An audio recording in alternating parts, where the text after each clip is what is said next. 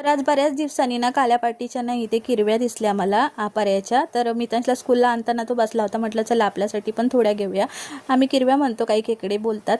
तर इथे घरी आणले आणि मामीला दाखवले, ते पकडत होते. मग मी इथे त्याचे डेंगे वगैरे तोडून घेतले होते आणि नंतर मग बाकीची प्रोसेस करायला मामीला बोलवली होती.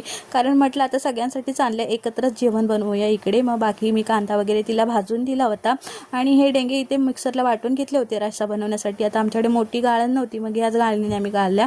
नंतर थोड्या कपड्याने सुद्धा घालल्या होत्या, कारण ते खूप वेळ लागत होता. मग मामीने इथे रस्सा बनवायला घेतला होता. आता मामी आली आहे म्हटल्यावर तिच्या म्हटलं तूच बनव, कारण तिने बनवलेली टेस्ट खूप भारी असते. आणि मग तिने इथे सुक्का आणि रस्सा बनवला, घरगुती मसाला आणि त्याच्यामध्ये सुक्का आणि रस्सा असं दोन्ही पण बनवलं होतं सगळ्यांसाठी. आणि मग नंतर इथे माझा भाचा आला होता. मला आत तो काय, कारण आम्हाला सगळ्यांना फार आवडतात, माझं तो ऑल टाईम फेवरेट आहे.